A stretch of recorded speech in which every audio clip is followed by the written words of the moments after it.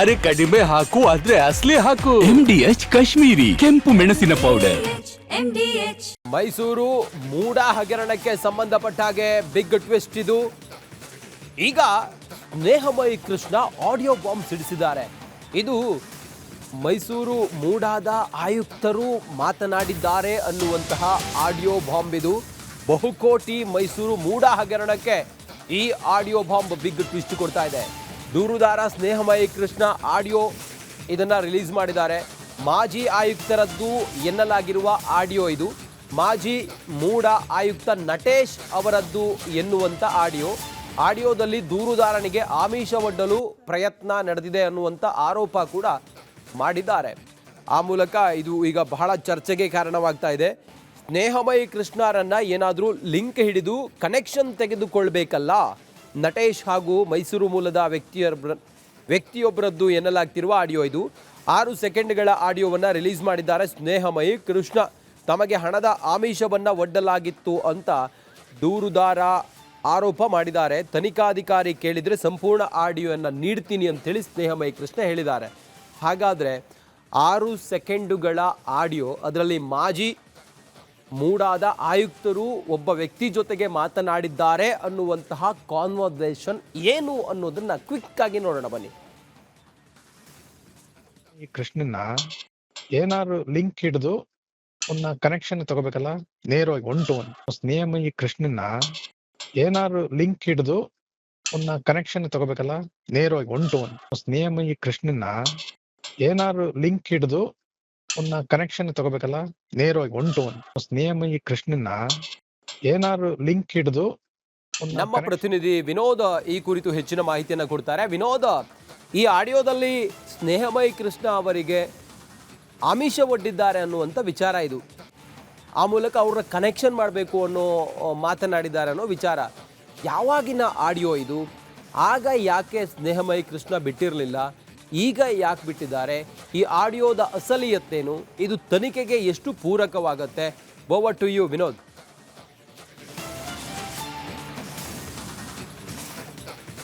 ಬಹಳ ಪ್ರಮುಖವಾಗಿ 50-50 ಹಗರಣದಲ್ಲಿ ಈಗ ಒಂದು ಪ್ರಕರಣವನ್ನು ಹೊರಗೆ ತಂದಂಥವರು ಕೂಡ ಈಗಾಗಲೇ RTI ಕಾರ್ಯಕರ್ತರಾಗಿರುವಂತಹ ಸ್ನೇಹಮಯಿ ಕೃಷ್ಣ ಅವರು ಕೂಡ ಡೇ ಒನ್ನಿಂದಲೂ ಕೂಡ ಯಾರೆಲ್ಲ ಈ ಒಂದು ಪ್ರಕರಣದಲ್ಲಿ ಭಾಗಿಯಾಗಿದ್ದಾರೆ ಅವರ ವಿರುದ್ಧ ಸಾಕಷ್ಟು ಹೋರಾಟಗಳ ಈಗಲೂ ಕೂಡ ಮುಂದುವರ್ಸ್ಕೊಂಡು ಬರ್ತಾ ಇದ್ದಾರೆ. ಸೊ ಹೀಗಾಗಿ ಸ್ನೇಹಮಯಿ ಕೃಷ್ಣ ಅವರನ್ನ ಕೂಡ ತಮ್ಮ ಈಗಾಗಲೇ ಈ ಒಂದು ಪ್ರಕರಣದಲ್ಲಿ ಸೆಲೆಕ್ಟ್ ಮಾಡಬೇಕು ಅಂತೇಳಿ ಡೇ ಒನ್ನಿಂದಲೂ ಕೂಡ ಸಾಕಷ್ಟು ಎತ್ತಡ ಕೂಡ ನಡೆದಿತ್ತು. ಈ ಹಿಂದೆ ವಾಮಾಚಾರವನ್ನು ಮಾಡಿದ್ರು, ಜೊತೆಗೆ ಕೆಲವೊಂದಷ್ಟು ಹಣವನ್ನು ಕೊಡೋ ಮೂಲಕವಾಗಿ ಅವರನ್ನ ಈ ಒಂದು ಪ್ರಕರಣದಲ್ಲಿ ಸೆಲೆಕ್ಟ್ ಮಾಡುವಂತಹ ಕೆಲಸ ಕೂಡ ಈ ಹಿಂದಲೂ ಕೂಡ ನಡೆದಿತ್ತು. ಆದರೆ ಈಗ ಸದ್ಯಕ್ಕೆ ಈ ಹಿಂದಿನ ಆಯುಕ್ತರು ಅಂದರೆ DV ನಟೇಶ್ ಅವರು ಮಾತನಾಡಿರುವಂತಹ ಆಡಿಯೋ ಅಂತ ಹೇಳಿ ಇವತ್ತು ಸ್ನೇಹಮಯಿ ಕೃಷ್ಣ ಅವರು ಕೂಡ ಬಿಡುಗಡೆ ಮಾಡಿರುವಂಥದ್ದು. ಸುಮಾರು 6 ಸೆಕೆಂಡ್ ಇರುವಂತಹ ಆಡಿಯೋ ಸದ್ಯಕ್ಕೆ ಈಗ ರಿವೀಲ್ ಮಾಡಿರುವಂಥದ್ದು. ಅದರಲ್ಲಿ ಸ್ನೇಹಮಯಿ ಕೃಷ್ಣ ಅವರನ್ನ 1 to 1 ಕನೆಕ್ಷನ್ ತಗೊಳ್ಳೋದಕ್ಕೆ ಅವರನ್ನ ಅಂದರೆ ಹಣದ ಆಮಿಷವನ್ನು ಒಡ್ಡಿ ಅವರನ್ನ ಈ ಒಂದು ಪ್ರಕರಣದಲ್ಲಿ ಸೆಲೆಕ್ಟ್ ಮಾಡಿಸೋದಕ್ಕೆ ಅವರ DV ನಟೇಶ್ ಜಸ್ಟ್ ಹೋಲ್ಡ್. ಈ ಕುರಿತಾಗಿ ಆರೋಪವನ್ನ ಮಾಡಿರುವ ಸ್ನೇಹಮಯಿ ಕೃಷ್ಣ ಅವರೇ ನಮ್ಮ ಜೊತೆಲಿ ಈಗ ಸಂಪರ್ಕದಲ್ಲಿದ್ದಾರೆ. ಸ್ನೇಹಮಯಿ ಕೃಷ್ಣ ಅವರೇ, ನಮಸ್ಕಾರ. ಹಲೋ ಕೃಷ್ಣ ಅವರೇ ನಮಸ್ಕಾರ. ನನ್ನ ಧ್ವನಿ ಕೇಳಿಸ್ತಾ ಇದೆಯಾ ತಮಗೆ? ಸರ್, ಏನಂತ ಹೇಳಿ ತಮಗೆ ಕನೆಕ್ಷನ್ ಮಾಡಬೇಕು ಅಂತ ಹೇಳಿ ಮಾತಾಡಿದ್ದದು? ಯಾರು ಮಾತಾಡಿದ್ದು? ಈ ಆಡಿಯೋ ನಿಮಗೆ ಯಾವಾಗ ಸಿಕ್ತು? DB ನಟೇಶ್ ಅವರು ಮೈಸೂರಿನ ವ್ಯಕ್ತಿಯೊಬ್ಬರೊಂದಿಗೆ ಮಾತಾಡಿರೋಂಥದ್ದು. ಸೊ ಅವ್ರಿಗೆ ಕರೆ ಮಾಡಿ ನನ್ನನ್ನ ಹೇಗಾರು ಪರಿಚಯ ಮಾಡ್ಕೊಂಡು ಅವ್ರ ಬಳಿ ಕರ್ಕೊಂಬರೋದಕ್ಕೆ ಹೇಳಿರೋಂಥದ್ದು. ಸರಿ. ನನಗೆ ಇತ್ತೀಚೆಗೆ ಅದು ಆ ಧ್ವನಿ ಮುದ್ರಣ ಸಿಕ್ಕಿರೋಂಥದ್ದು. ಅದ್ರಲ್ಲಿ ಅವ್ರ ಮಾತುಗಳು ಕೇಳಿದಾಗ ಅದೇ ನಾನು ಏನು ಹೋರಾಟ ಇದೆ ಆ ಹೋರಾಟ ಸಂಬಂಧಪಟ್ಟಾಗೆ ನನ್ನನ್ನು ಕರೆಸಿ ಮಾತಾಡಿ ನನಗೆ ಹಣದ ಆಮಿಷವನ್ನು ಒಡ್ಡಿ ಈ ಪ್ರಕರಣದ ಹಿಂದೆ ಸೇರುವಂತ ಒಂದು ಪ್ರಯತ್ನದ ಸ್ವರೂಪದಲ್ಲಿ ಮಾತಾಡುವಂಥದ್ದು. ಕೃಷ್ಣ ಅವರೇ, ಈಗ ಈ ಕನೆಕ್ಷನ್ ಅಂತ ಹೇಳಿ ಎಲ್ಲ ಅದ್ರಲ್ಲಿ ಏನು ಮಾತಾಡಿದ್ರಲ್ಲ, ಆ ನಂತರ ತಮ್ಮನ್ನ ಕಾಂಟ್ಯಾಕ್ಟ್ ಮಾಡಿದ್ರ ಆ ವ್ಯಕ್ತಿ? ಇನ್ನೊಬ್ಬ ವ್ಯಕ್ತಿ ಇದಾರಲ್ಲ, ಖಾಸಗಿ ವ್ಯಕ್ತಿ, ಆ ವ್ಯಕ್ತಿ ನಿಮ್ಮನ್ನೇನಾದ್ರೂ ಕಾಂಟ್ಯಾಕ್ಟ್ ಮಾಡಿದ್ರಾ? ಇಲ್ಲ ಸರ್, ಇದು ಕೆಲವು ತಿಂಗಳಿಂದ ಮಾತಾಡಿರೋಂಥದ್ದು. ಅವ್ರು ಅವತ್ತೇ ನನ್ಗೆ ಭೇಟಿ ಮಾಡಿರ್ಲಿಲ್ಲ. ಸೊ ಈಗ ನನಗೆ ಬೇರೆ ಮುಖಾಂತರ ಆ ಒಂದು ಧ್ವನಿ ಮುದ್ರಣನ ಸಿಕ್ಕಿರೋಂಥದ್ದು. ನೀವೀಗ ಕಂಪ್ಲೀಟ್ ಆಡಿಯೋವನ್ನ ಬಿಡ್ತೀರಾ? ಅದ್ರಲ್ಲಿ ಬೇರೆ ಏನೇನ್ ಮಾತಾಡಿದ್ದಾರೆ, ಏನ್ ಹೇಳಿದ್ದಾರೆ? ಇಲ್ಲ ಸರ್, ಈಗ ಅದು ಕಂಪ್ಲೀಟ್ ಆಡಿಯೋ ಬಿಡಕ್ಕಾಗಲ್ಲ, ಯಾಕಂದ್ರೆ ಅವ್ರಿಗೆ ತೊಂದರೆ ಆಗೋ ಸಾಧ್ಯತೆ ಇದೆ. ತನಿಖೆ ಸಂದರ್ಭದಲ್ಲಿ ತನಿಖೆಗೆ ಅವಶ್ಯಕತೆ ಕಂಡು ಬಂದಾಗ ಕೊಡಬಹುದು ಸರ್. ಅದು ವಿಡಿಯೋ ಬಿಡುಗಡೆ ಮಾಡಬಹುದು, ಸಾರ್ವಜನಿಕವಾಗಿ ನೋಡೋಣ, ಅದ್ರ ಬಗ್ಗೆ ಮುಂದೆ ಇಶ್ಯೂ ಮಾಡ್ತೀವಿ. ನೀವು ತನಿಖಾಧಿಕಾರಿಗಳಿಗೆ ಈ ಆಡಿಯೋವನ್ನ ಈಗ ರಿಲೀಸ್ ಮಾಡಿದ್ದೀರಾ? ಇನ್ನಿಲ್ಲ ಸರ್. ಈಗ ಅದೇ 20ನೇ ತಾರೀಕು ಜನಪ್ರತಿನಿಧಿ ವಿಶೇಷ ನ್ಯಾಯಾಲಯಕ್ಕೆ ಕೊಟ್ಟು, ಈಗ ಯಾಕಂದ್ರೆ ಇದೇ ನಟೇಶ್ ಅವರು ಏನ್ 4,35,00,000 ತನಿಖಾಧಿಕಾರಿಗೆ ಕೊಟ್ಟಿದ್ದಾರೆ ಅಂತೇಳಿ ಆರೋಪ ಇದೆ. So ಅದಕ್ಕೆ ಸಂಬಂಧಪಟ್ಟ ಜನಪ್ರತಿನಿಧಿ ವಿಶೇಷದಲ್ಲಿ ಆಗಲೇ ಅರ್ಜಿ ಸಲ್ಲಿಸಿದ್ದೀನಿ. ಅದಕ್ಕೆ ಪೂರಕವಾಗಿ ಈ ಒಂದು ಧ್ವನಿ ಮುದ್ರಣನ ಕೊಟ್ಟು ತನಿಖೆಗೆ ಆದೇಶ ಮಾಡೋಕ್ಕೆ ನಾನು ಮನವಿ ಮಾಡ್ಕೊಳ್ತಾ ಇದ್ದೀನಿ. ನ್ಯಾಯಾಲಯ ತನಿಖೆಗೆ ಆದೇಶ ಮಾಡಿದ ನಂತರ ಆ ತನಿಖಾಧಿಕಾರಿಗೆ ಈ ಆಡಿಯೋನ ಕೊಡ್ತೀವಿ ಸರ್. ಕೃಷ್ಣ ಅವರೇ, ಈ ಮಾಜಿ ಆಯುಕ್ತರಿದ್ರಲ್ಲ, ಮಾಜಿ ಆಯುಕ್ತರ ಪಾತ್ರ ಏನು ಮೂಡಾ ಹಗರಣದಲ್ಲಿ? ಅವ್ರು ಹೇಗೆ ಭಾಗಿಯಾಗಿದ್ದಾರೆ ಅಂತೇಳಿ ತಾವು ಆರೋಪ ಮಾಡಿದ್ದೀರಿ ಸರ್. 50 ಅನ್ನೋ ಪತ್ರದಲ್ಲಿ ಏನು ಅಕ್ರಮ ನಡೆದಿದೆ ಅದನ್ನ ಪ್ರಾರಂಭ ಮಾಡಿದವರೇ ನಟೇಶ್ ಅವರು. ಅದು ಮಾಡಿ ನೂರಾರು ನಿವೇಶನನ ಕೊಟ್ಟು ನೂರಾರು ಕೋಟಿ ರೂಪಾಯಿಗಳನ್ನ ಅಕ್ರಮ ಸಂಪಾದನೆ ಮಾಡಿರುವಂತ ವ್ಯಕ್ತಿ. ಅದಾದ ನಂತರ ದಿನೇಶ್ ಕುಮಾರ್ ಅವರು ಇವ್ರು ಮಾಡಿರೋ ಅಕ್ರಮನ ಮುಂದುವರ್ಸ್ಕೊಂಡು ಬಂದವರು. ಪ್ರಾರಂಭ ಮಾಡಿದಂತ ನಟೇಶ್ ಇದುವರೆಗೂ ಕೂಡ ಸರ್ಕಾರ ಆಗ್ಲಿ ತನಿಖಾಧಿಕಾರಿ ಯಾವುದೇ ಕ್ರಮ ತಗೊಂಡಿಲ್ಲ. ಅದಾದ ನಂತರ ಬಂದಂತ ದಿನೇಶ್ ಅವ್ರನ್ನ ಸರ್ಕಾರ ಅಮಾನತುಗೊಳಿಸಲಾಗಿತ್ತು. ತನಿಖಾಧಿಕಾರಿ ಅವ್ರನ್ನ ನ್ಯಾಯಾಂಗ ಬಂಧನಕ್ಕೆ ಒಳಪಡಿಸಿ ತಿಂಗಳುಗಳಾಗಿದೆ.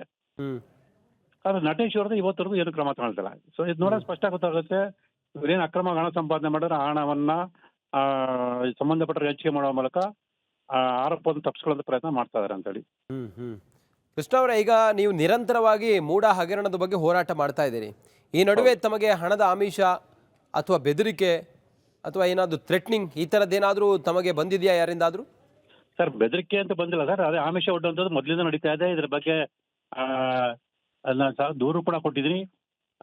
ಈಗಾಗಲೇ ಶ್ರೀನಿಧಿ ಮತ್ತು ಹರ್ಷನ್ ಅವರು ನಮ್ಮ ಮನೆ ಹತ್ರ ಬಂದು ಹಣದ ಆಮಿಷ ಒಡ್ಡಂತ ಸಂದರ್ಭದಲ್ಲಿ ದೂರು ಕೊಟ್ಟಿರೋಂಥ ಕೂಡ ವಿಡಿಯೋ ಸಮೇತ ನಾನು ದೂರು ಕೊಟ್ಟಿರೋಂಥದ್ದು. ಸೊ ಆದ್ರಿಂದ ಕೂಡ ಬೇರೆ ಬೇರೆ ರೂಪದಲ್ಲಿ ಸೊ ನನಗೆ ಪರಿಚಯ ಇರುವಂಥ ಕಡೆಯಿಂದ ಪ್ರಯತ್ನ ಮಾಡ್ತಾನೆ ಇದ್ದಾರೆ. ಸೊ ಅದು ಯಾವುದಕ್ಕೂ ಕೂಡ ನಾನು ಒಪ್ಕೊಂಡಿಲ್ಲ, ಅದಕ್ಕೆ ಒಪ್ಕೊಳ್ಳೋದಿಲ್ಲ. ಸೊ ನನ್ನ ಹೋರಾಟ ಯಾವುದೇ ಕಾರಣಕ್ಕೂ ನಿಲ್ಲಿಸೋದಿಲ್ಲ sir. Yes, thank you sir, thank you so much ತಮ್ಮ ಜೊತೆಲಿ ತಾವು ಮಾತಾಡಿದೆ. ಆಸ್ತಿಗಾಗಿ ಮಕ್ಕಳು ಏನು ಮಾಡಿದ್ದಾರೆ ಅಂತ ಕೇಳಿದರೆ ತಮ್ಮ ತಂದೆಗೆ ಮುಹೂರ್ತ ಇಟ್ಟಿದ್ದಾರೆ. ಪಾಪಿ ಮಕ್ಕಳು, ಹೆತ್ತು ಹೊತ್ತ ತಂದೆಗೆ ಕೇವಲ ಆಸ್ತಿ ವಿಚಾರವಾಗಿ ಮುಹೂರ್ತ ಇಟ್ಟಂಥ ಈ ಪಾಪಿ ಮಕ್ಕಳು ಬೆಂಗಳೂರಿನ ಇಂದಿರಾನಗರದ ದೂಪನಹಳ್ಳಿಯಲ್ಲಿ ಈ ಘಟನೆ ಆಗಿದೆ. ಇಬ್ಬರು ಗಂಡು ಮಕ್ಕಳಿಂದ ತಂದೆ ಮುನಿಕೃಷ್ಣ, 70 ವರ್ಷದ ಮುನಿಕೃಷ್ಣ ಅವರನ್ನು ಕೊಲೆ ಮಾಡಿದ್ದಾರೆ. ಮೋಹನ್ ಕುಮಾರ್, ಗಜೇಂದ್ರ ಎಂಬ ಮಕ್ಕಳು ಈ ಪಾಪಿ ಕೃತ್ಯವನ್ನು ಮಾಡಿದ್ದಾರೆ. ಕಳೆದ 2 ದಿನಗಳ ಹಿಂದೆ ತಂದೆ ಮೇಲೆ ಹಲ್ಲೆ ಮಾಡಿದ್ದ ಮಕ್ಕಳು ಗಾಯಗೊಂಡಿದ್ದ ಮುನಿಕೃಷ್ಣಗೆ ಮಣಿಪಾಲದಲ್ಲಿ ಚಿಕಿತ್ಸೆಯನ್ನು ಕೊಡ್ತಾ ಇದ್ರು. ಚಿಕಿತ್ಸೆ ಫಲಿಸದೆ ಆಸ್ಪತ್ರೆಯಲ್ಲಿ ಮುನಿಕೃಷ್ಣ ಅವರು ನಿಧನರಾಗಿದ್ದಾರೆ. ಆರೋಪಿಗಳಿಗಾಗಿ ಈಗ ಇಂದಿರಾನಗರದ ಪೊಲೀಸರು ಬಲೆ ಬೀಸಿದ್ದಾರೆ. ಪಾಪಿ ಮಕ್ಕಳು ಪಾಪ ಹಿರಿ ಜೀವ ಅನ್ನೋದನ್ನೂ ಕೂಡ ನೋಡದೆ ಮುನಿಕೃಷ್ಣ ಅವರ ಮೇಲೆ ಇಬ್ಬರು ಮಕ್ಕಳು, ದೈತ್ಯ ಮಕ್ಕಳು ಪಾಪ ಆ ಹಿರಿ ಜೀವದ ಮೇಲೆ ಹಲ್ಲೆ ಮಾಡಿದ್ದಾರೆ. ಇದರಿಂದಾಗಿ ಅವರು ಗಾಯಗೊಂಡು ಆಸ್ಪತ್ರೆಗೆ ದಾಖಲಾಗಿದ್ದಾರೆ. ಆಸ್ಪತ್ರೆಯಲ್ಲಿ ಚಿಕಿತ್ಸೆ ಫಲಕಾರಿಯಾಗದೆ ಮುನಿಕೃಷ್ಣ ಅವರು ನಿಧನರಾಗಿದ್ದಾರೆ. ಇನ್ನು ನಮ್ಮ ಪ್ರತಿನಿಧಿ ಅರವಿಂದ ಈ ಕುರಿತು ಹೆಚ್ಚಿನ ಮಾಹಿತಿಯೊಂದಿಗೆ ನೇರ ಸಂಪರ್ಕದಲ್ಲಿದ್ದಾರೆ. ಅರವಿಂದ, ಯಾವಾಗ ಮುನಿಕೃಷ್ಣ ಅವರ ಮೇಲೆ ಹಲ್ಲೆ ಆಯಿತು? ಮುನಿಕೃಷ್ಣ ಅವರು ಯಾವಾಗ ಆಸ್ಪತ್ರೆಗೆ ದಾಖಲಾದರು?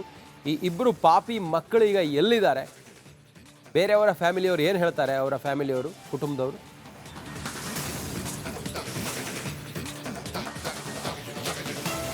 ಖಂಡಿತವಾಗ್ಲೂ ಕೂಡ ಇತ್ತೀಚೆಗೆ ಸ್ವಂತ ಮಕ್ಕಳೇ ತಂದೆ ತಾಯಿಗಳನ್ನ ಕೊಲೆ ಮಾಡುವಂಥ ಘಟನೆ ಬೆಂಗಳೂರಲ್ಲಿ ಹೆಚ್ಚಾಗ್ತಾ ಇದೆ. ಈ ಹಿಂದೆ HL ಠಾಣಾ ವ್ಯಾಪ್ತಿಯಲ್ಲಿ ಕೂಡ ಇದೇ ರೀತಿಯಾಗಿತ್ತು. ಸ್ವಂತ ಮಗನೇ ತಂದೆ ತಾಯಿನ ಕೊಲೆ ಮಾಡಿದ್ದ. ಅದೇ ರೀತಿಯಾದಂತಹ ಘಟನೆ ಈಗ ಇಂದಿರಾನಗರ ಪೊಲೀಸ್ ಠಾಣಾ ವ್ಯಾಪ್ತಿಯಲ್ಲಿ ಶನಿವಾರ ನಡೆದಿರುವಂಥದ್ದು. ಸ್ವತಃ ಮಕ್ಕಳಿಂದಲೇ ಕೌಟುಂಬಿಕ ಕಲಹದಿಂದಾಗಿ ತಂದೆ ಮೇಲೆ ಹಲ್ಲೆ ಆಗಿರುತ್ತೆ. ಹಾಕಿ ಸ್ಟಿಕ್ನಿಂದ ಅವರು ಹಲ್ಲೆ ಮಾಡಿರ್ತಾರೆ. ಕಳೆದ ಶನಿವಾರ ರಾತ್ರಿ ನಡೆದಂಥ ಘಟನೆ. ಆ ಬಳಿಕ ಮಣಿಪಾಲ ಆಸ್ಪತ್ರೆಯಲ್ಲಿ ವೃದ್ಧ ಮುನಿಕೃಷ್ಣ ಅವರು ಚಿಕಿತ್ಸೆಯನ್ನು ಕೂಡ ಪಡಿತಾ ಇರ್ತಾರೆ. ಚಿಕಿತ್ಸೆ ಫಲಕಾರಿಯಾಗದೆ ಈಗ ಅವರು ಮೃತಗೀಡಾಗಿರುವಂಥದ್ದು. ತಾವು ದೃಶ್ಯಗಳಲ್ಲಿ ಏನು ನೋಡ್ತಾ ಇದ್ದೀರಿ, ಇದೇ ಬಿಲ್ಡಿಂಗಲ್ಲಿ ಅವರು ವಾಸ ಇರ್ತಾರೆ. ಇದೇ ಒಂದು ಆಸ್ತಿ ವಿಚಾರಕ್ಕೆ ಈ ರೀತಿಯಾದಂತಹ ಘಟನೆ, ಹಲ್ಲೆ ಆಗಿದೆ ಅನ್ನುವಂತಹ ಒಂದು ಮಾಹಿತಿ ಕೂಡ ಈಗಾಗಲೇ ಬರ್ತಾ ಇರುವಂಥದ್ದು. ಮತ್ತೊಂದು ಭಾಗದಲ್ಲಿ ಮುನಿಕೃಷ್ಣ ಅವರ ಮಗ ಮೋಹನ್ ಕುಮಾರ್ ಅವರನ್ನ ಈಗಾಗಲೇ, ಅಂದರೆ ಈ ಕೊಲೆ ಓರ್ವ ಆರೋಪಿಯನ್ನು ಈಗಾಗಲೇ ಬಂಧನ ಮಾಡುವಂಥ ಕೆಲಸವನ್ನು ಕೂಡ ಇಂದಿರಾನಗರ ಪೊಲೀಸರು ಮಾಡಿರುವಂಥದ್ದು. ಈ ಮೋಹನ್ ಕುಮಾರ್ ಅವರು ರಿಯಲ್ ಎಸ್ಟೇಟ್ ಬಿಸ್ನೆಸ್ನ ಮಾಡ್ತಾ ಇದ್ರು. ಮತ್ತೊಬ್ಬರು ಅಂದರೆ ಗಜೇಂದ್ರ ಅಂತ ಇನ್ನೋರ್ವ ಆರೋಪಿ ಏನಿದ್ದಾನೆ, ಇವರು ಕಂಪ್ಯೂಟರ್ ಬಿಸ್ನೆಸ್ ಮಾಡ್ತಾ ಇದ್ರು ಅನ್ನುವಂಥ ಮಾಹಿತಿ ಕೂಡ ಇರುವಂಥದ್ದು. ಆಸ್ತಿ ವಿಚಾರಕ್ಕೆ ಕೌಟುಂಬಿಕ ಒಂದು ಜಗಳಗಳಿಂದ ಈ ರೀತಿಯಾದಂತಹ ಘಟನೆ ಆಯಿತು ಅನ್ನುವಂಥದ್ದು. ಏನೇ ಆದರೂ ಕೂಡ ಸ್ವಂತ ತಂದೆಯನ್ನು ಹಾಕಿ ಸ್ಟಿಕ್ನಿಂದ ಹಲ್ಲೆ ಮಾಡುವಂಥ ಕೀಳು ಮನಸ್ಥಿತಿಗೆ ಯಾಕಾಗಿ ಇವರು ಇಳಿದ್ರು ಅನ್ನುವಂಥದ್ದು ಕೂಡ ಇಲ್ಲಿ ಪ್ರಶ್ನೆ ಆಗುತ್ತೆ. ಸದ್ಯ ಈಗ ಇಂದಿರಾನಗರ ಪೊಲೀಸ್ ಠಾಣಾ ವ್ಯಾಪ್ತಿಯಲ್ಲಿ ಈ ಒಂದು ಘಟನೆ ಏನು ನಡೆದಿದೆ, ಈ ಪ್ರಕರಣ ಸಂಬಂಧಪಟ್ಟಂತೆ ಓರ್ವ ಮೋಹನ್ನ ಆರೋಪಿಯನ್ನು ಅರೆಸ್ಟ್ ಮಾಡುವಂತೆ ಕೆಲಸ ಮಾಡಿದ್ದಾರೆ. ಮತ್ತೋರ್ವನಿಗಾಗಿ ಶೋಧ ಕೂಡ ನಡೀತಾ ಇದೆ. ಕೊಲೆ ಪ್ರಕರಣ ದಾಖಲು ಮಾಡಿ ಈಗಾಗಲೇ ಪ್ರಕರಣದ ತನಿಖೆಯನ್ನು ಮುಂದುವರಿಸಿದ್ದಾರೆ ರಂಜಿತ್. ಓಕೆ, ಥ್ಯಾಂಕ್ ಯು ನಿಮ್ಮೆಲ್ಲ ಮಾಹಿತಿಗಾಗಿ ಅರವಿಂದ್. ಅದ್ಯಾಕೋ ಗೊತ್ತಿಲ್ಲ, ಪ್ರಿಯಾಂಕ್ ಖರ್ಗೆ ಅವರು RSS ಬಗ್ಗೆ ಆಡುವಂಥ ಮಾತು ವಿವಾದಕ್ಕೆ ಕಾರಣವಾಗ್ತಾ ಇದೆ. ಪ್ರಿಯಾಂಕ್ ಖರ್ಗೆ ಅವರು RSS ಅನ್ನ ಟಾರ್ಗೆಟ್ ಮಾಡಿದ್ದಾರಾ ಅನ್ನುವ ಅನುಮಾನ ಮೂಡೋದಕ್ಕೆ ಕಾರಣ ಮನಿ ಲ್ಯಾಂಡ್ರಿಂಗ್ ಬಗ್ಗೆ RSS ವಿಚಾರವಾಗಿ ಪ್ರಿಯಾಂಕ್ ಖರ್ಗೆ ಅವರು ಆಡಿರುವಂಥ ಮಾತು ಈಗ ಭಾರೀ ಆಕ್ರೋಶಕ್ಕೆ ಕಾರಣವಾಗಿದೆ. ಕೇಸರಿ ಪಡೆ ಪ್ರಿಯಾಂಕ್ ಖರ್ಗೆ ಅವರ ಮೇಲೆ ಕೆಂಡ ಕಾರುತ್ತಿದೆ. ಈ ಕುರಿತು ಒಂದು ಡಿಟೇಲ್ ವರದಿಯನ್ನು ಮೊದಲು ನೋಡೋಣ ಬನ್ನಿ. More than 2,500 organizations to network people are into money laundering. ಕೇವಲ ಮಾತಿನ ಚಪಲಕ್ಕೆ ಬಿಜೆಪಿ ಮತ್ತೆ ಮಾಧ್ಯಮಗಳಲ್ಲಿ ಸುದ್ದಿ ಆಗ್ಬೇಕು. ಸಾವಿರಾರು ಕೋಟಿ ಇನ್ನೂ ಸಹ ಅಕೌಂಟ್ ಕೊಟ್ಟಿಲ್ಲ ಅಂದ್ರೆ ಹಣ ಎಲ್ಲಿಂದ ಬಂದಿದೆ? RSS ಕಂಡ್ರೆ ಸಚಿವ ಪ್ರಿಯಾಂಕ್ ಖರ್ಗೆಗೆ ಅದ್ಯಾಕೆ ಅಷ್ಟು ಸಿಟ್ಟು ಗೊತ್ತಿಲ್ಲ. ಪದೇ ಪದೇ ರಾಷ್ಟ್ರೀಯ ಸ್ವಯಂ ಸೇವಕ ಸಂಘ ವಿರುದ್ಧ ಜೂನಿಯರ್ ಖರ್ಗೆ ಕೆಂಡವನ್ನ ಕಾರ್ತಾನೆ ಇರ್ತಾರೆ. ITBT ಸಚಿವರು ಹಾಗೂ ಸಂಘ ನಡುವಿನ ಸೈದ್ಧಾಂತಿಕ ಸಂಘರ್ಷ ಮತ್ತೊಂದು ರೂಪವನ್ನು ಪಡೆದುಕೊಂಡಿದೆ. ಸಂಘದ ವಿರುದ್ಧ ಮನಿ ಲಾಂಡರಿಂಗ್ ಬಾಂಬ್. ಪ್ರಿಯಾಂಕ್ ಖರ್ಗೆ ಹೇಳಿಕೆಗೆ ಕೇಸರಿ ಗರಂ. ಸರ್ಕಾರಿ ಶಾಲೆಗಳಲ್ಲಿ RSS ಚಟುವಟಿಕೆಗಳಿಗೆ ಕಡಿವಾಣ ಹಾಕಲು ಪಣ ತೊಟ್ಟಿದಂತಹ ಸಚಿವ ಪ್ರಿಯಾಂಕ್ ಖರ್ಗೆ ಈಗ ಸಂಘವನ್ನ ದೆವ್ವಕ್ಕೆ ಹೋಲಿಸಿದ್ದಾರೆ. ಅಷ್ಟೇ ಅಲ್ಲ, RSSನ ಹಣದ ಮೂಲವನ್ನ ಕೆದಕಿ ಮನಿ ಲಾಂಡರಿಂಗ್ ಬಾಂಬ್ ಸಿಡಿಸಿದ್ದಾರೆ. More than 2,500 organizations to network ಇದೆ. ಅಮೆರಿಕ ಇರ್ಬೋದು, ಇಂಗ್ಲೆಂಡ್ ಇರ್ಬೋದು, ಅಲ್ಲೆಲ್ಲಿಂದ ದುಡ್ಡು ತಗೊಂಡು ನಾನು ಹೇಳ್ತಾ ಇದ್ದೀನಿ, these people are into money laundering. ಇವ್ರಿಗೆ ಎಲ್ಲಿಂದ ಬರ್ತಾ ಇದೆ ಸರ್ ಇಷ್ಟು ದುಡ್ಡು? ನಾವೇನ್ ಮಾಡ್ತಾ ಇದೀವಿ ಅಂದ್ರೆ ದೆವ್ವದ ನೆರಳು ಜೊತೆ ಜಗಳ ಆಡ್ತಾ ಇದೆ. ದೆವ್ವದ ನೆರಳು ಯಾವುದು? ಬಿಜೆಪಿ. ದೆವ್ವ ಯಾವುದು? RSS. ಸೊ ಈ ನೆರಳು ಜೊತೆ ಜಗಳ ಆಡೋದು ಬಿಟ್ಟು ನಾವು ದೆವ್ವ ಜೊತೆ ಜಗಳ ಆಡಿದ್ರೆ ಆಟೋಮ್ಯಾಟಿಕ್ ಆಗಿ ನಮ್ಮ ದೇಶ ಸುಧಾರಣೆ ಆಗುತ್ತೆ. ಪ್ರಿಯಾಂಕ್ ಪರ ಕಾಂಗ್ರೆಸ್ ನಾಯಕರ ಬ್ಯಾಟಿಂಗ್. ಪ್ರಿಯಾಂಕಾ ಖರ್ಗೆ ಅವ್ರು ಹೇಳಿರೋದ್ರಲ್ಲಿ ತಪ್ಪೇನಿಲ್ಲ. ಈಗ ಯಾರಾದರೂ ಒಂದು 100 ಕೋಟಿ ವ್ಯವಹಾರ ಹೆಚ್ಚು ಕಮ್ಮಿ ಇದ್ರೆ ಅವ್ರಿಗೆ ಮನಿ ಲಾಂಡ್ರಿಂಗ್ ಕೇಸಲ್ಲಿ ಹಾಕ್ತಾರೆ, ಪ್ರಿವೆನ್ಷನ್ ಆಫ್ PMLA ಕೇಸಲ್ಲಿ ಹಾಕ್ತಾರೆ. ಸಾವಿರಾರು ಕೋಟಿ 2,400 NGOಗಳು ಇರ್ತಕ್ಕಂಥ RSS ಇನ್ನೂ ಸಹ ಅಕೌಂಟ್ ಕೊಟ್ಟಿಲ್ಲ ಅಂದ್ರೆ ಹಣ ಎಲ್ಲಿಂದ ಬಂದಿದೆ? ಎಲ್ಲ ರಿಜಿಸ್ಟರ್ ಆಗಬೇಕಲ್ಲ, ಸಂಘಗಳೆಲ್ಲ ರಿಜಿಸ್ಟರ್ ಆಗ್ತಾವಲ್ಲ. ದಲಿತ ಸಂಘಟನೆ ಇದೆ, it's a register organization. Any social movement or any organization must get registered under the registration act. ಏನು ಮಾಡ್ತಾರೆ ಏನು ಮಾಡಲ್ಲ, law will take its own course, but register ಆಗಬೇಕಲ್ಲ. ಪ್ರಿಯಾಂಕ್ ಖರ್ಗೆ ಮಾತಿಗೆ ಕೇಸರಿ ಸೇನೆ ಡಿಚ್ಚಿ. ಕೇವಲ ಮಾತಿನ ಚಪಲಕ್ಕೆ ಮತ್ತೆ ಮಾಧ್ಯಮಗಳಲ್ಲಿ ಸುದ್ದಿ ಆಗ್ಬೇಕು, ರಾಜ್ಯ ಮಟ್ಟದಲ್ಲಿ ರಾಷ್ಟ್ರ ಮಟ್ಟದಲ್ಲಿ ಸುದ್ದಿ ಆಗ್ಬೇಕು. ಯಾಕಂದ್ರೆ ಮುಖ್ಯಮಂತ್ರಿ ಬದಲಾವಣೆ ಬಗ್ಗೆ ಏನೋ ಚರ್ಚೆ ಸಾಕಷ್ಟು ನಡೀತಾ ಇದೆ. ಅವರು ಅದ್ರಲ್ಲಿ ಆಕಾಂಕ್ಷಿ ಇದ್ದಾರಾ ನನಗಂತೂ ಗೊತ್ತಿಲ್ಲ. ಪ್ರಿಯಾಂಕ್ ಖರ್ಗೆಗೆ ಕಾದಿದೆಯಾ ಮತ್ತೊಂದು ಸಂಕಷ್ಟ. ಮೈಕ್ ಸಿಕ್ಕಿದ್ರೆ ಸಾಕು, ಸಚಿವ ಪ್ರಿಯಾಂಕ್ ಖರ್ಗೆ RSS ವಿರುದ್ಧ ಮುಗಿ ಬೀಳ್ತಿದ್ದಾರೆ. ಲಂಗು ಲಗಾಮಿಲ್ಲದೆ ನಾಲಿಗೆಯನ್ನು ಹರಿಬಿಡ್ತಿದ್ದಾರೆ. ಪ್ರಚಾರದ ಗೇಳಿಗಾಗಿ RSS ವಿರುದ್ಧ ಮಾತನಾಡ್ತಿದ್ದಾರೆ. ರಾಜ್ಯದ ಜನರನ್ನ ದಿಕ್ಕು ತಪ್ಪಿಸಿ ಪ್ರಚೋದನೆ ಮಾಡ್ತಾ ಇದ್ದಾರೆ. ಗಲಭೆ ಉಂಟು ಮಾಡಿಸುವ ಯತ್ನದಲ್ಲಿದ್ದಾರೆ. ಹೀಗಂತ ಪ್ರಿಯಾಂಕ್ ಖರ್ಗೆ ವಿರುದ್ಧ ಕೋರ್ಟ್ಗೆ ದೂರು ನೀಡಲು ಹಿಂದೂ ಕಾರ್ಯಕರ್ತರು ಸಿದ್ಧತೆಯನ್ನ ನಡೆಸಿದ್ದಾರೆ ಎನ್ನಲಾಗಿದೆ. ಜೂನಿಯರ್ ಖರ್ಗೆ ಹಾಗೂ ರಾಷ್ಟ್ರೀಯ ಸ್ವಯಂ ಸೇವಕ ಸಂಘದ ನಡುವಿನ ಸಂಘರ್ಷ ಮತ್ತೆ ದಗದಗಿಸ್ತಾ ಇದೆ. ಇದು ಮುಂದೆ ಯಾವ ಹಂತಕ್ಕೆ ಹೋಗಿ ತಲುಪುತ್ತೋ ಕಾದು ನೋಡಬೇಕಾಗುತ್ತೆ. Bureau report, Republic Kannada.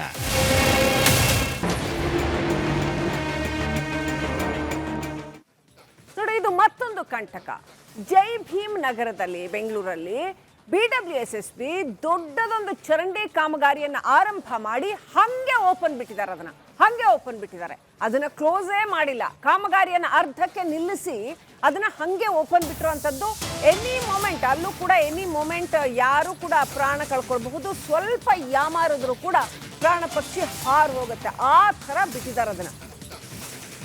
BWSSB ಎಡವಟ್ಟಿಗೆ ನಿವಾಸಿಗಳು ಹೈರಾಣಾಗಿ ಹೋಗಿದ್ದಾರೆ. ಜೈ ಭೀಮ ನಗರದ ನಿವಾಸಿಗಳು ಕಳೆದ 1 ತಿಂಗಳಿನಿಂದ ಒಳಚರಂಡಿ ಕಾಮಗಾರಿ ನಡೀತಾ ಇದೆ. ಅರ್ಧ ಮಾಡಿ ಅರ್ಧಕ್ಕೆ ನಿಲ್ಲಿಸ್ಬಿಟ್ಟಿದ್ದಾರೆ. ಅದನ್ನ ಕ್ಲೋಸು ಮಾಡಿಲ್ಲ, ಅಟ್ಲೀಸ್ಟ್ ಟೆಂಪ್ರರಿ ಕ್ಲೋಸು ಕೂಡ ಮಾಡಿಲ್ಲ. ನೋಡಿ, ಹಿಂಗೆ ಓಡಾಡಬೇಕು ಜನ. ಅಲ್ಲಿ ದೃಶ್ಯಗಳಲ್ಲಿ ನೋಡ್ತಾ ಇದ್ರ ಈ ಥರ ಓಡಾಡಬೇಕು. ಸುರಕ್ಷತೆ ದೃಷ್ಟಿನೇ ಇಲ್ಲ ಅಂತ, ಯಾವುದೇ ಮರದ ಹಲಗೆನಾಗಲಿ ಅಥವಾ ಏನನ್ನು ಮುಚ್ಚಿಲ್ಲ ಅಂತ ಹಂಗೆ ಓಪನ್ ಬಿಟ್ಟಿದ್ದಾರೆ ಡ್ರೈನೇಜು. ಇದು ಕೇವಲ ಇದೊಂದೇ ಕಡೆ ಅಲ್ಲ. ರಿಪಬ್ಲಿಕ್ ಕನ್ನಡ ಗ್ರೌಂಡ್ ರಿಪೋರ್ಟ್ ಮಾಡಿದೆ. ಪ್ರತಿ ನಗರದಲ್ಲಿ, ಪ್ರತಿ ಏರಿಯಾದಲ್ಲಿ ಈ ಥರ BWSSP ಬಿಟ್ಟಿರ್ತಕ್ಕಂಥದ್ದು ಅತ್ಯಂತ ಬೇಜವಾಬ್ದಾರಿ ಕೆಲಸ. BWSSPಯ ಕಾಮಗಾರಿ ಇಲ್ಲಿನ ನಿವಾಸಿಗಳಿಗೆ ಕಂಟಕವಾಗಿ ಪರಿಣಮಿಸ್ತಾ ಇದೆ. ಪ್ರಮುಖವಾಗಿ ನಾನೀಗ ಜೈ ಭೀಮ್ ನಗರದಲ್ಲಿದ್ದೀನಿ. ಈ ಒಂದು ಜೈ ಭೀಮ್ ನಗರದಲ್ಲಿ BWSSP ಮೋರಿ ಕಾಮಗಾರಿಯನ್ನ ಮಾಡ್ತಾ ಇದೆ. ಈ ಒಂದು ಮೋರಿ ಕಾಮಗಾರಿಯಿಂದಾಗಿ ಜನರಿಗೆ ಓಡಾಡ್ಲಿಕ್ಕೂ ಕೂಡ ಕಷ್ಟ ಆಗುವಂತಹ ಪರಿಸ್ಥಿತಿ ಸದ್ಯ ನಿರ್ಮಾಣ ಆಗಿರುವಂಥದ್ದು. ಶಾಲೆಗೆ ಹೋಗುವಂತಹ ಮಕ್ಕಳುಗಳಾಗಿರ್ಬೋದು, ಮತ್ತೆ ಇಲ್ಲಿನ ಸ್ಥಳೀಯ ನಿವಾಸಿಗಳಾಗಿರ್ಬೋದು, ಮಹಿಳೆಯರಾಗಿರ್ಬೋದು, ಎಲ್ಲರೂ ಕೂಡ ತಮಗೆ ಓಡಾಡ್ಲಿಕ್ಕೆ ರಸ್ತೆ ಇಲ್ಲದೆ ಸದ್ಯ ಪರದಾಡುವಂತಹ ಪರಿಸ್ಥಿತಿ ಇಲ್ಲಿ ನಿರ್ಮಾಣ ಆಗಿರುವಂಥದ್ದು. ಗೋವಿಂದರಾಜಪುರದಲ್ಲಿ ಏನು ಇದೇ ರೀತಿಯಾಗಿ ತೆರೆದಂತಹ ಒಂದು ಮೋರಿಗೆ ಮಗು ಬಿದ್ದಿರುತ್ತೆ. ಅದಾದ ಬಳಿಕ ಕೂಡ ಇದೀಗ BWSSP ಎಚ್ಚೆತ್ತುಕೊಳ್ತಾ ಇದೆ. ಜೈ ಭೀಮ್ ನಗರದಲ್ಲಿರುವಂತಹ ಈ ಒಂದು ಜಾಗದಲ್ಲೂ ಕೂಡ ಇದೇ ರೀತಿಯಾಗಿ ತೆರೆದು ಈ ಒಂದು ಮೋರಿಯನ್ನ ಓಪನ್ ಮಾಡಿಟ್ಟಿರುವಂಥದ್ದು. ಅದರ ಜೊತೆಗೆ ಒಂದಿಷ್ಟು ಕಬ್ಬಿಣದ ಸರಳುಗಳೇನಿದೆ ಅದನ್ನ ಡೀಪ್ ಆಗಿ ಅಂತ ಹೇಳಿದ್ರೆ ಮೇಲ್ಭಾಗಕ್ಕೆ ಇರಿಸಲಾಗಿದೆ. ಇಷ್ಟು ಎತ್ತರಕ್ಕೆ ಕೂಡ ಈ ಒಂದು ಮೋರಿಯ ಮೇಲ್ಭಾಗವನ್ನ ಇರಿಸಲಾಗಿದೆ. ಮತ್ತೆ ಪ್ರಮುಖವಾಗಿ ಕಾಮಗಾರಿಗಳು ಮುಗಿದ ತಕ್ಷಣ ಅಥವಾ ಸ್ಲ್ಯಾಪಿಂಗ್ ಆದ ಬಳಿಕ ಇದನ್ನ ಮುಚ್ಚಬೇಕಾಗಿತ್ತು. ಅಂತ ಹೇಳಿದ್ರೆ ಕಾಮಗಾರಿ ಸಂಪೂರ್ಣಗೊಳಿಸಿ ಮುಚ್ಚುವಂತಹ ಕೆಲಸ, ಅದರ ಜೊತೆಗೆ ಈ ರೀತಿಯಾಗಿ ಶೀಟ್ಗಳನ್ನು ಹಾಕಿ ಮುಚ್ಚುವಂತಹ ಕೆಲಸ ಮಾಡಬೇಕಾಗಿತ್ತು. ಆದರೆ ಯಾವುದೇ ಕಾರಣಕ್ಕೂ ಕೂಡ ಈ ಒಂದು ಕೆಲಸದಲ್ಲಿ BWSSP ತನ್ನ ಗಮನವನ್ನ ಹರಿಸ್ತಾ ಇಲ್ಲ. ಇದರಿಂದಾಗಿ ಒಂದಿಷ್ಟು ನಿವಾಸಿಗಳಿಗೆ ಕೂಡ ಕಷ್ಟ ಆಗ್ತಾ ಇದೆ. ಒಂದಿಷ್ಟು ನಿವಾಸಿಗಳನ್ನ ಮಾತನಾಡಿಸುವಂತಹ ಕೆಲಸವನ್ನ ಮಾಡ್ತಾ ಹೋಗ್ತೀನಿ. ಪ್ರಮುಖವಾಗಿ ಅವರಿಗೆ ಓಡಾಡ್ಲಿಕ್ಕೆ ಯಾವ ರೀತಿಯಾದಂತಹ ಸಮಸ್ಯೆಗಳು ಆಗುತ್ತೆ ಅಂತ ಹೇಳಿ. ಸರ್, ಎಷ್ಟು ಕಷ್ಟ ಆಗುತ್ತೆ ಸರ್? ದಿನನಿತ್ಯ ಮಕ್ಕಳುಗಳು ಓಡಾಡ್ತಾ ಇರ್ತಾರೆ, ಅದ್ರ ಜೊತೆಗೆ ನೀವು ನೀರು ತರಲಿಕ್ಕೆ ಹೊರಭಾಗಕ್ಕೆ ಹೋಗ್ಬೇಕು, ನಡ್ಕೊಂಡ್ ಬರ್ಬೇಕು ಅಂದ್ರೆ ಸ್ಲ್ಯಾಬ್ಗಳ ಮೇಲೇನೆ ಬರ್ಬೇಕು, ಕಷ್ಟ ಇದೆ, ಜೀವ ಹೋಗುವಂತ ಪರಿಸ್ಥಿತಿ. ಏನ್ ಹೇಳ್ತೀರಾ ಅಂತ? ಏನಿಲ್ಲ ಸರ್, ಇನ್ನು 1.5 ತಿಂಗಳು ಆಗೋಯ್ತು. ಇದು ಇನ್ನೂ ರೆಡಿ ಮಾಡಲಿಲ್ಲ. ಇದು ಮಾಡಬೇಕಾಯ್ತು, ಇವರು ಮಾಡ್ತಾ ಇಲ್ಲ. ಜಲ್ದಿ ಅರ್ಜೆಂಟ್ ಕೆಲಸ ಮಾಡ್ತಾ ಇಲ್ಲ. ಚಿಕ್ಕಳು ಮಕ್ಕಳು ಎಲ್ಲ ಈಗ ಇದ್ದಾರೆ. ಚಿಕ್ಕವರು ಮಕ್ಕಳು ಎಲ್ಲ ಓಡೋಕ್ಕೆ ಕಷ್ಟ ಆಗ್ತಾ ಇದೆ. ಯಾರನ್ನ ಬಿದ್ದೋಗ್ಬಿಟ್ರೆ ಅಂದರೆ ಯಾರು ನೋಡ್ತಾರೆ ಅವ್ರಿಗೆ?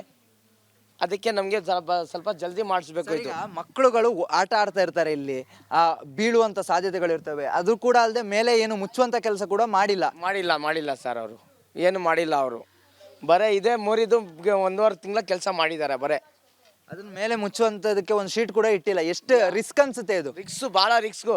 ಹೋಗಕ್ಕೆ ಮನೆಗೆ ಆಗ್ತಾ ಇಲ್ಲ. ನೋಡಿ ನಮ್ಮ ಮನೆ ನೋಡಿ ಹೆಂಗೆ ಇದೆ, ಫುಲ್ ಮಣ್ಣು ಎಲ್ಲ ಆಗ್ಬಿಟ್ಟು ನಮಗೆ ಭಾಳ ತೊಂದರೆ ಆಗ್ತಾ ಇದೆ. ಇದೆಷ್ಟು ಇಲ್ಲಿನ ನಿವಾಸಿಗಳು ಹೇಳ್ತಾ ಇರುವಂಥದ್ದು. ಪ್ರಮುಖವಾಗಿ ಈ ಒಂದು ಮೋರಿಯ ಕಾಮಗಾರಿ ಏನಿದೆ, ಈ ಒಂದು ಕಾಮಗಾರಿಗೆ ಮೇಲ್ಭಾಗದಲ್ಲಿ ಮುಚ್ಚುವಂಥ ಕೆಲಸ ಆಗಿರ್ಬೋದು, ಅಥವಾ ಆ ಒಂದು ಮೋರಿಗೆ ಯಾವುದೇ ರೀತಿಯಾಗಿ ಒಂದು ಶೀಟನ್ನು ಅಳವಡಿಸಿ ಸಾರ್ವಜನಿಕರಿಗೆ ಓಡಾಡುವಂತಹ ಒಂದು ಸ್ಥಿತಿಯನ್ನು ನಿರ್ಮಾಣ ಮಾಡಿ ಕೊಡಬೇಕಾಗಿತ್ತು. ಆದರೆ ಎಲ್ಲೋ ಒಂದು ಕಡೆಯಲ್ಲಿ ಈ ಒಂದು ಕೆಲಸವನ್ನು ಮಾಡುವಲ್ಲಿ BWSSP ವಿಳಂಬ ಮಾಡ್ತಾ ಇದೆ. ಕಳೆದ 1.5 ತಿಂಗಳಿಂದ ಬರೀ ಕಾಮಗಾರಿಯನ್ನೇ ನಡೆಸಿದೆ, ಆದರೆ ಸುರಕ್ಷತಾ ಕ್ರಮಗಳನ್ನ ಯಾವುದೇ ರೀತಿಯಾಗಿ ತೆಗೆದುಕೊಂಡಿಲ್ಲ. ಹೀಗಾಗಿ ಮಕ್ಕಳು ಮರಿಗಳು ಓಡಾಡ್ತಾ ಇರ್ತಾರೆ. ಅಂತ ಸಂದರ್ಭದಲ್ಲಿ ಏನಾದರೂ ಮಕ್ಕಳುಗಳು ಎಡವಿ ಏನಾದರೂ ಕೆಳಭಾಗಕ್ಕೆ ಬಿದ್ದರೆ ಜೀವ ಹೋಗುವಂತ ಸಾಧ್ಯತೆಗಳು ಕೂಡ ಇದೆ. ಆದಷ್ಟು ಬೇಗ ಈ ಬಗ್ಗೆ ಸ್ಥಳೀಯ ಶಾಸಕರು ಮತ್ತೆ BWSSP ಅಧಿಕಾರಿಗಳು ಎಚ್ಚೆತ್ತುಕೊಂಡು ನಮಗೆ ಪರಿಹಾರ ಕೊಡಿಸಬೇಕು, ಅಥವಾ ಇದನ್ನ ಮುಚ್ಚುವಂತಹ ಕೆಲಸವನ್ನ ಮಾಡಬೇಕು, ಕಾಮಗಾರಿಯನ್ನ ಬೇಗವಾಗಿ ಮುಗಿಸಿಕೊಡ್ಬೇಕು ಅಂತ ಹೇಳಿ ಇಲ್ಲಿನ ಸ್ಥಳೀಯ ನಿವಾಸಿಗಳು ಆಗ್ರಹಿಸುತ್ತಿರುವಂತದ್ದು. ಕ್ಯಾಮರಾ ಪರ್ಸನ್ ಮಂಜುನಾಥ್ ಜೊತೆಗೆ ಚರಣ್, ರಿಪಬ್ಲಿಕ್ ಕನ್ನಡ, ಬೆಂಗಳೂರು.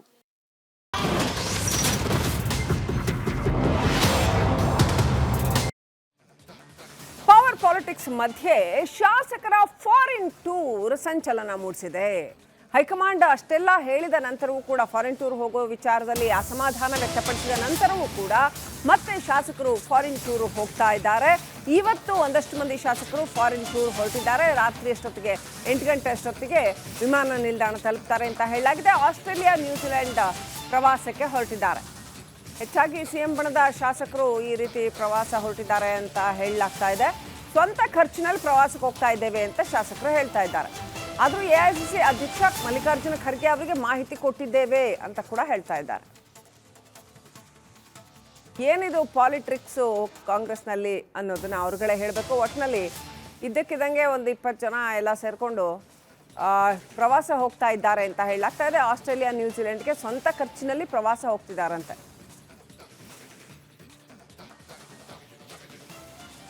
ಹಗರಣಗಳ ಮೇಲೆ ಹಗರಣಗಳು ಸರ್ಕಾರದಲ್ಲಿ, ಜೊತೆಗೆ ಗ್ಯಾರಂಟಿಗಳಿಗೆ ಕೊಡೋದಕ್ಕೆ ದುಡ್ಡಿಲ್ಲ, ಇಲಾಖೆಗಳು ಕೆಲಸ ಆಗದೆ, ಕಾಮಗಾರಿ ಆಗದೆ ಹಾಳು ಸುರಿತಾ ಇದ್ದಾವೆ, ಮೂಲಸೌಕರ್ಯಗಳಿಲ್ಲದೆ ಜನ ಬಾಯಿ ಬಿಡ್ಕೊಳ್ತಾ ಇದ್ದಾರೆ.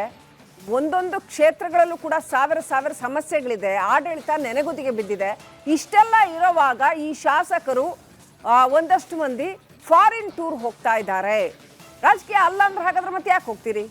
ಇದು ಸಂದರ್ಭನ, ನೀವು ಫಾರಿನ್ ಟೂರ್ ಮಾಡೋ ಸಂದರ್ಭನ ಒಂದು ಟೀಮ್ ಆಗಿ ಇಷ್ಟೊಂದು ಜನ ದೊಡ್ಡ ಸಂಖ್ಯೆಯಲ್ಲಿ. ಇನ್ನಷ್ಟು ಅಪ್ಡೇಟ್ ಪಡ್ಕೊಳ್ಳೋಣ. ನಮ್ಮ ಪ್ರತಿನಿಧಿ ಹನುಮಂತ್ ಲೈವ್ ಕನೆಕ್ಟ್ ಆಗಿದ್ದಾರೆ. ಹನುಮಂತು, ಅವರು ಹೇಳ್ಬೋದು ನಾವು ಸ್ವಂತ ಖರ್ಚಲ್ಲಿ ಹೋಗ್ತಾ ಇದ್ದೀವಿ, ನಾವು ಫ್ರೆಂಡ್ಸು ಹೋಗಬಾರ್ದ ನಾವು, ಇಷ್ಟೆಲ್ಲ ಈಗ ಕುಂಬಳಕಾಯಿ ಕಳ್ಳ ಅಂದರೆ ಹೆಗ್ಲು ಮುಟ್ಕೊಳ್ಳೋಂಗೆ ಇಷ್ಟೆಲ್ಲ ಎಕ್ಸ್ಪ್ಲನೇಷನ್ನು ಯಾಕೆ ಕೊಡ್ತಾ ಇದ್ದಾರೆ? ಆಮೇಲೆ 20 ಜನ ಒಟ್ಟೊಟ್ಟಿಗೆ ಯಾಕೆ ಹೋಗ್ತಾರೆ? ಇವ್ರು ಯಾರು ಹೋಗದೇ ಇರೋರಲ್ಲ, ಇವರು ಹಾಲಿಡೇಸ್ ಬೇಕಾದಂಗೆ ಮಾಡ್ತಾರೆ, ಕುಟುಂಬ ಸಮೇತ ಬೇಕಾದಷ್ಟು ಪ್ರವಾಸ ಮಾಡ್ತಾರೆ. ಅವಾಗ ನಾವು ಕೇಳೋದಿಲ್ಲ, ಅವರು ಹೇಳೋದಿಲ್ಲ. ಹೀಗೆ ಯಾಕೆ ಇಷ್ಟೆಲ್ಲ ಹೈ ಡ್ರಾಮಾ ನಡೀತಾ ಇದೆ ಅಂತ ಏನು ಅಪ್ಡೇಟ್ ಇದೆ? ಈಗ ವಿದೇಶಕ್ಕೆ ಹೋಗ್ತಾ ಇರುವಂತಹ ಹಿರಿಯ ಶಾಸಕ ಅಂಪನಗೌಡ ಬಾದರ್ಲಿ ಅವರ ಹೇಳಿಕೆಯನ್ನು ಕೋಟ್ ಮಾಡ್ತೇನೆ ಹೇಳ್ತೀನಿ.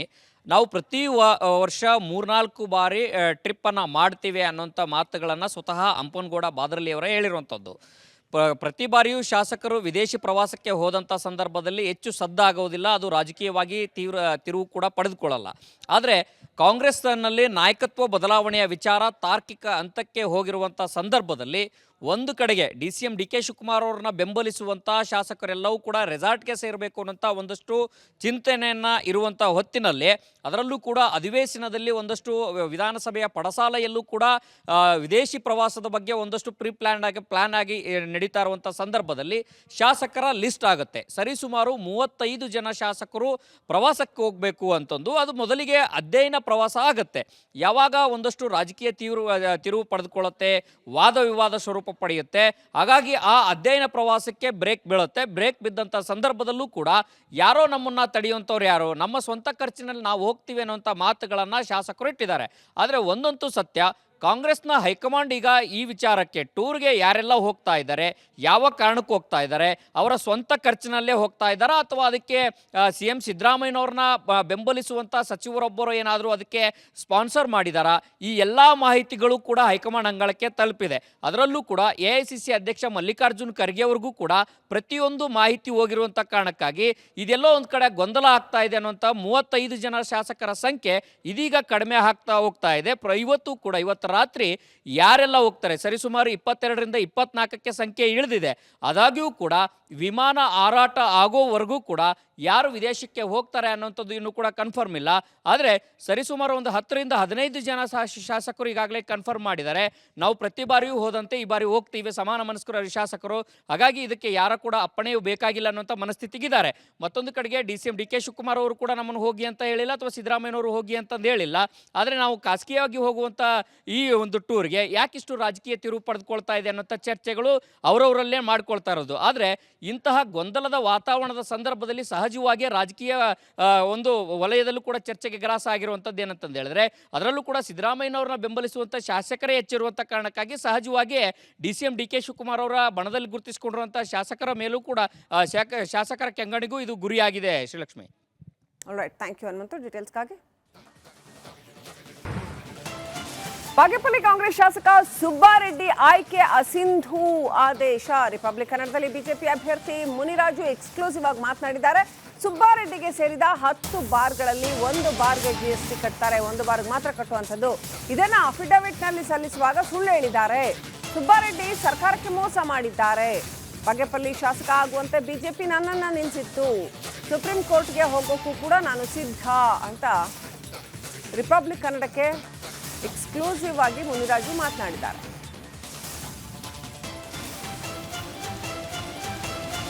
ಶಾಸಕ ಸುಬ್ಬಾರೆಡ್ಡಿ ಅವರ ಒಂದು ಶಾಸಕತ್ವ ರದ್ದಾಗಿರ್ತಕ್ಕಂಥದ್ದು, BJPಯ ಪರಾಜಿತ ಅಭ್ಯರ್ಥಿ ಮುನ್ರಾಜ್ ಅವರು ಈ ಬಗ್ಗೆ ಕೇಸನ್ನು ಹಾಕಿದ್ರು. ಯಾವ ರೀತಿಯಾಗಿ ಕೋರ್ಟ್ನಲ್ಲಿ ವಾದ ಆಗಿದೆ ಅನ್ನೋಂಥದ್ದು ಸರ್, ಯಾವ ರೀತಿಯಾಗಿ ಕೋರ್ಟ್ನಲ್ಲಿ ವಾದ ಮಾಡಿದ್ದೀರಾ? ಯಾವ ಕಾರಣಕ್ಕಾಗಿ ಸುಬ್ಬಾರೆಡ್ಡಿ ಅವರ ಒಂದು ಶಾಸಕತ್ವ ಅನರ್ಹ ಆಗಿದೆ? ಸರ್, ಈಗಾಗಲೇ ಏನು 2023ರಲ್ಲಿ ಚುನಾವಣೆ ನಡೆದಂಥ ಸಂದರ್ಭದಲ್ಲಿ ಅವ್ರು ಹಾಕಿರ್ತಕ್ಕಂಥ ಅಪ್ಡೇಟಲ್ಲಿ ಅನೇಕ ಸರ್ಕಾರಕ್ಕೆ ವಂಚನೆ ಮಾಡಿರ್ತಕ್ಕಂಥದ್ದು ಮತ್ತು ಜನರಿಗೆ ತಪ್ಪು ಮಾಹಿತಿ ಕೊಟ್ಟಿರೋದನ್ನು ನಾನು ಅರ್ಜಿಯನ್ನು ಹಾಕಿ ಈ ಕೇಸನ್ನು ನಡೆಸ್ತಾ ಇದ್ವಿ. ಅವ್ರು ಅನೇಕ ಏನು ತಪ್ಪು ಮಾಹಿತಿಗಳಂದರೆ, ಇವತ್ತು ಅವರು ಮಾಡಿರ್ತಕ್ಕಂಥ ಏನು ಬೆಂಗಳೂರಲ್ಲಿ ಅವ್ರದ್ದು ಬೇಜಾನ್ ಬಿಸ್ನೆಸ್ ಇದೆ. ಬಗನಿ ಬಾರ್ ಆ್ಯಂಡ್ ರೆಸ್ಟೋರೆಂಟ್ ಅಂದರೆ ಬೆಂಗಳೂರಲ್ಲಿ ಎಲ್ಲಿ ಬೇಕಾದರೂ ಕಾಣಿಸೋದು, ಅದು ಅನೇಕ ಬೇನಾಮಿ ಹೆಸರುಗಳಲ್ಲಿದೆ, ಅವ್ರ ಹೆಸರಲ್ಲೂ ಇದೆ. ಅದನ್ನು ಅವರು 9 GSTಗಳಿದ್ರೆ ಒಂದೇ ತೋರಿಸಿದ್ದು, 9 ನಂಬರ್ ಇತ್ತು. ಒಂದು ತೋರಿಸಿದ್ರು. ಅದನ್ನು 9 GST 4-5 ವರ್ಷ GST ಕಟ್ಟಿರಲಿಲ್ಲ ಅವರು. ಅದನ್ನು ಒಂದು ಮತ್ತು ಅವರು ಇರ್ತಕ್ಕಂಥ ವಾಸ ಮಾಡುವಂಥ ಮನೆ ಇರ್ಬೋದು ಮತ್ತು ಕಮರ್ಷಿಯಲ್ ಬಿಲ್ಡಿಂಗ್ಗಳಿರ್ಬೋದು, ಒಂದು 10ಕ್ಕಿಂತ ಹೆಚ್ಚು ಅಪ್ಡೇಟಲ್ಲಿ ಬಿಲ್ಡಿಂಗ್ ತೋರಿಸಿದ್ರು. ಆದರೆ ಅದನ್ನು ಟ್ಯಾಕ್ಸು 3-4 ವರ್ಷ ಕಟ್ಟಿರಲಿಲ್ಲ ಅವರು. ಆಮೇಲೆ ಮತ್ತು ಅವ್ರ ಕೆಲವು ಜಮೀನುಗಳನ್ನ ಬಿಟ್ಬಿಟ್ಟಿದ್ರು, ಕೆಲವು ಮಾಹಿತಿನೇ ಕೊಟ್ಟಿರಲಿಲ್ಲ. ಇನ್ನೂ ಅನೇಕ ಜಮೀನುಗಳು ಅವ್ರ ಹೆಸರಲ್ಲಿತ್ತು, ಮತ್ತು ಮಗಳ ಹೆಸರಲ್ಲೂ ಇತ್ತು. ಅವರ ಪತ್ನಿ ಹೆಸರಲ್ಲಿ ಆ ಒಂದು ಕಂಪ್ನಿ ಇತ್ತು, ಅವ್ರ ಹೆಸರಲ್ಲಿ ಪತ್ನಿ ಹೆಸರಲ್ಲಿ, ಅದನ್ನು ಕೂಡ ತೋರಿಸಿರಲಿಲ್ಲ. ಮತ್ತು ಜೊತೆಯಲ್ಲಿ ಅಗ್ರಿಕಲ್ಚರ್ ಲ್ಯಾಂಡು ಅಂತ ತೋರಿಸಿದ್ರು, ಅದು ಕನ್ವರ್ಷನ್ ಆಗಿ ಒಳ್ಳೆ ಬೆಲೆ ಬಾಳುವಂಥ ಆಸ್ತಿ ಇತ್ತು. ಇದನ್ನೆಲ್ಲ ಕೂಡ ಮುಚ್ಚಿಕೊಂಡು ಅದನ್ನೆಲ್ಲ ಮಾಡಿದ್ರು. ಮತ್ತು ಅವರು ಕಮರ್ಷಿಯಲ್ ಏನು SB ಅಕೌಂಟ್ ಮಾತ್ರ ತೋರಿಸಿದ್ರು, ಕರೆಂಟ್ ಅಕೌಂಟ್ ಯಾವುದೇ ಮಾಹಿತಿ ತೋರಿಸಿರಲಿಲ್ಲ. ಜೊತೆಯಲ್ಲಿ ಅವರು ಏನು ಇವತ್ತು ನಾನು ಕೇಸ್ ಹಾಕಿದ್ನೋ 45 ದಿವಸದಲ್ಲಿ ನಾನು ಕೇಸ್ ಹಾಕಿದೆ. ಆಮೇಲೆ ಹೋಗಿ 3-4 ದಿವಸಕ್ಕೆ ಅವರೇ ಟ್ಯಾಕ್ಸನ್ನು ಕಟ್ಟಿದ್ದಾರೆ ಮತ್ತು GST ಕೂಡ ಕಟ್ಟಿದ್ದಾರೆ. ಅದು ಆನ್ಲೈನಲ್ಲೇ ಅವರೇ ಪ್ರೂವ್ ಅಲ್ಲೇ ಸಿಕ್ಕಾಕೊಂಡಿದೆ. ಈ ರೀತಿ ನ್ಯಾಯಾಲಯದಲ್ಲಿ ನಾವು ಎಳೆಯಾಗಿ ಎಲ್ಲ ಇಟ್ಟಿದ್ದಕ್ಕೆ ನಾವೆಲ್ಲ ಕೂಡ ಸಂಪೂರ್ಣವಾಗಿ ಮಾಹಿತಿಯನ್ನು ಇಟ್ವಿ. ಅವ್ರನ್ನೂ ಕರೆದು ಎಲ್ಲ ಮಾತಾಡಿ ಎಲ್ಲ ಆರ್ಗ್ಯುಮೆಂಟ್ ಕೂಡ ಆಯಿತು. ಅವ್ರು ಕ್ರಾಸ್ ಮಾಡಿದಾಗೂ ಕೂಡ ನಾನೇನೋ ಬ್ಯುಸಿ ಇರ್ತೀನಿ, ನಾನು ಸಾವಿರಾರು ಕೋಟಿ ವ್ಯವಹಾರ ಮಾಡುವಾಗ ಸಣ್ಣ ಪುಟ್ಟ ತಪ್ಪಾಗ್ಬಿಡುತ್ತೆ ಅಂತ ಕೂಡ ಅವರೇ ಒಪ್ಕೊಂಡ್ರು. ಆದ್ದರಿಂದ ಇವತ್ತು ನ್ಯಾಯಾಲಯದಲ್ಲಿ ನ್ಯಾಯಾಧೀಶರು ತಪ್ಪು ಸಣ್ಣದು ಮಾಡಿದ್ರು ಒಂದೇ, ದೊಡ್ಡದು ಮಾಡಿದ್ರು ಒಂದೇ ಅಂತೇಳ್ಬಿಟ್ಟು ಇವತ್ತು ಏನು ಸರ್ಕಾರಕ್ಕೆ ಅವ್ರು 100 ಕೋಟಿ ಮೋಸ ಮಾಡಿದ್ರು ಅದನ್ನು ಇವತ್ತು ಸಂಪೂರ್ಣವಾಗಿ ಮನಗಂಡು ಇವತ್ತು ಅವ್ರನ್ನ ಸಂಪೂರ್ಣವಾಗಿ ವಜಾ ಮಾಡಿದ್ದಾರೆ. ಈಗ 2.5-2.25 ವರ್ಷ ಮುಗಿದಿದೆ, ಇನ್ನು ಉಳಿದಿರ್ತಕ್ಕಂಥದ್ದು ಇನ್ನು ಕೇವಲ 2.25 ವರ್ಷ. ಈ ಸಂದರ್ಭದಲ್ಲಿ ಯಾವ ರೀತಿಯಾಗಿ ನೀವು ಶಾಸಕರಾಗಿ ಚುನಾವಣಾ ಆಯೋಗಕ್ಕೆ ಹೋಗ್ತೀರಾ, ಅಥವಾ ಹೇಗೆ ಮೇಲ್ಮನವಿ ಏನಾದರೂ ಹೋಗ್ತೀರಾ, ಕೊಡಲೇಬೇಕು ಅನ್ನೋಂಥ ಕಾರಣಕ್ಕೆ? ನೋಡೋಣ, ಈಗ ನಮ್ಮ ಹೈಕಮಾಂಡ್ ಹತ್ರ ಮಾತಾಡಿ ನಾವೆಲ್ಲ ನಮ್ಮ ವರಿಷ್ಠ ಹತ್ರ ಮಾತಾಡ್ತೀನಿ, ಮತ್ತು ನಮ್ಮ ಏನು ಸೀನಿಯರ್ ಅಡ್ವೊಕೇಟ್ ಇದ್ದಾರೆ ಅವರೆಲ್ಲ ಕುತ್ಕೊಂಡು ಕಾನೂನಿನಲ್ಲಿ ಯಾವ ರೀತಿ ಮುಂದಕ್ಕೆ ಹೋಗಬೇಕು ಅಂತ ಅದನ್ನು ಸಂಪೂರ್ಣವಾಗಿ ನಾವು ಚರ್ಚೆ ಮಾಡಿ ಆಮೇಲೆ ಮುಂದಕ್ಕೆ ಹೋಗ್ತೀವಿ. ನಾನು ಅಲ್ಲಿ ಜನ ಕೂಡ ಬಯಸಿರೋದು ಮುನಿರಾಜ್ ಅವರು MLA ಆಗಲಿ ಅಂತ. ಅವ್ರ ಆಸೆ ಈಡೇರ್ಸೋಕ್ಕೆ ನಾನು ಏನೇನು ಪ್ರಯತ್ನ ಮಾಡಬೇಕು ಎಲ್ಲ ಮಾಡ್ತೀನಿ. ಅದು ಈಗೇನು ಕೋರ್ಟ್ ಆದೇಶ ಮಾಡಿದೆ ಅದರ ಮೇಲೆ ಎಲೆಕ್ಷನ್ ಬಂದ್ರೂ ಅದನ್ನು ಫೇಸ್ ಮಾಡೋಕ್ಕೂ ನಾವು ರೆಡಿ ಇದ್ದೀವಿ. ಮತ್ತು ನಮ್ಮ ಹೈಕಮಾಂಡ್ ಆದೇಶದ ಮೇಲೆ ನಾವು ಯಾವ ರೀತಿ ಫೇಸ್ ಮಾಡಬೇಕು ಅನ್ನೋದನ್ನು ಮಾಡೇ ಮಾಡ್ತೀವಿ. ಮತ್ತು ಕಾನೂನು ಹೋರಾಟದಲ್ಲಿ ಏನೇನು ಅವಕಾಶ ಇದೆ ಅದನ್ನೆಲ್ಲ ಅದು ಹೋರಾಟ ಮಾಡಲಿಕ್ಕೆ ನಾನು ರೆಡಿ ಇದ್ದೀನಿ. ಇದಿಷ್ಟು ಮುನ್ರಾಜ್ ಅವರ ಮಾತು. ಕ್ಯಾಂಪರ್ಸನ್ ಮಧು ಜೊತೆ ಚಂದ್ರಶೇಖರ್, ರಿಪಬ್ಲಿಕ್ ಕನ್ನಡ, ಬೆಂಗಳೂರು.